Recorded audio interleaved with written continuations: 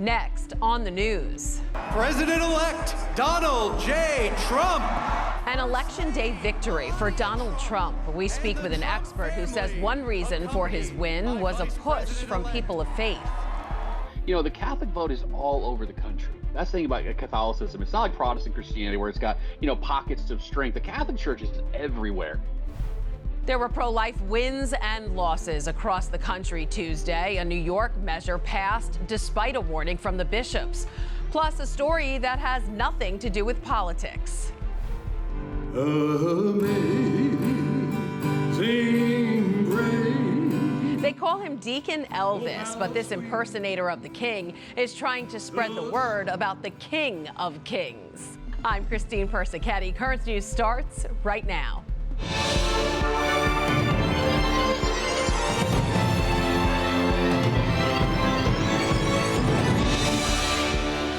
Catholics came out in droves on Election Day. People of faith hitting the polls, and a majority of them electing President Donald Trump on Tuesday.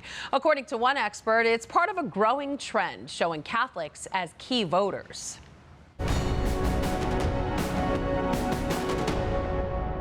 The fact the election was largely over by about midnight last night tells you that it wasn't even close. President-elect Donald J. Trump.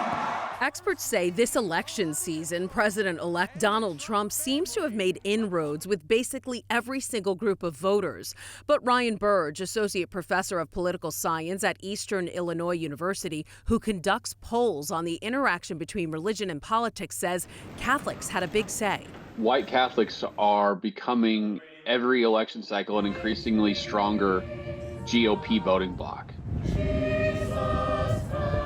But one thing we're seeing is the Hispanic vote mattered a whole lot. And I think Hispanic Catholics were a huge part of that. Despite Puerto Rico being disparaged at a Madison Square Garden Trump rally, Hispanics helped carry the former president to victory once again. According to CNN exit poll results, 56% of Catholic voters supported Trump, while 41% backed Vice President Kamala Harris. And while issues important to Catholics like abortion and immigration were factors when they cast their ballots, there's one issue that trumped the rest. It's not even being a Catholic, it's being an American having to pay for gas and groceries. I mean, I think if you look at the data, the economy. And I think clearly what we see is this was a referendum on that one topic of, are you financially doing better today than you were doing 4 years ago? And it looks clearly like a lot of Americans said, no, I'm not. Among those congratulating President Trump on his win was the president of the U.S. Conference of Catholic Bishops, Archbishop Timothy Broglio. He asked Catholics to pray for the president-elect, as well as all leaders in public life, that they may rise to meet the responsibilities entrusted to them.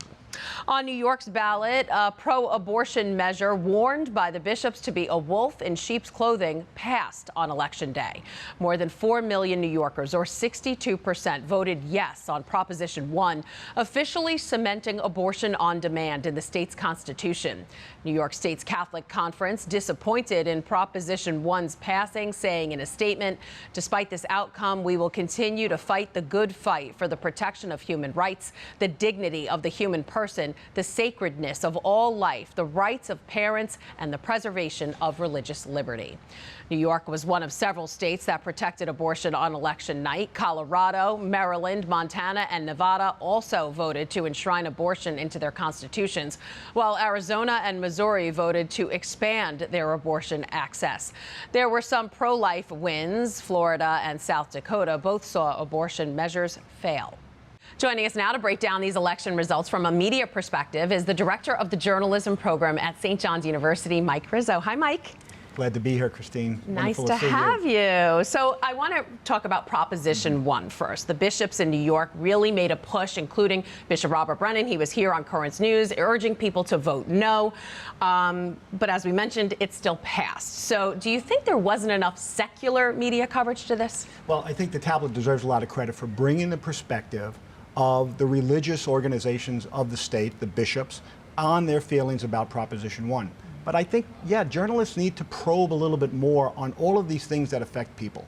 And Prop 1 was a big issue for people to have to consider how they would vote. And I don't think there was as much coverage as there should have been. You got some of that from advertisements, but there should have been news stories about it in a more variety of media outlets that would let people know what's going on. Absolutely. The wording was a little vague. Now, speaking of media coverage, Kamala Harris was criticized for not having a big press conference with all of the media. She didn't even attend the Al Smith dinner, which is huge with Catholic voters. Do you think all of that hurt her chances?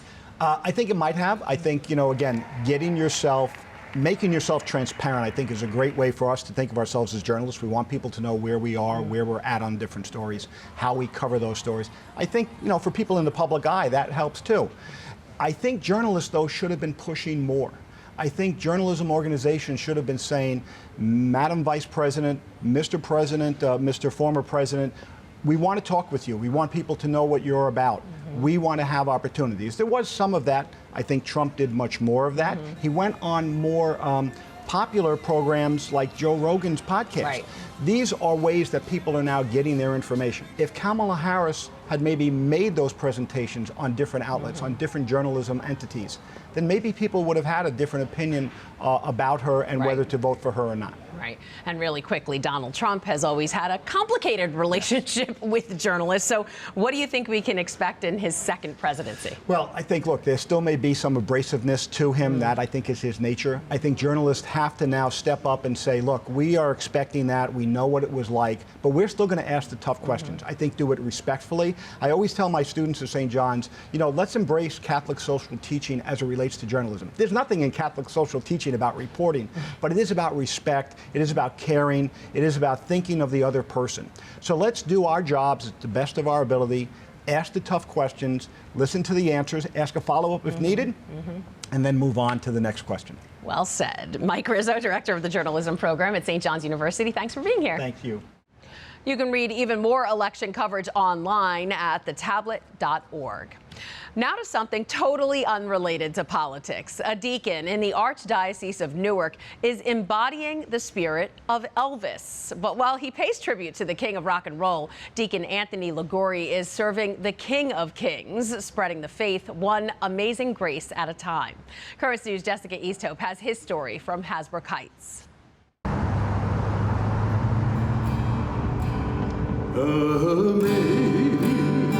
Amazing grace, oh how sweet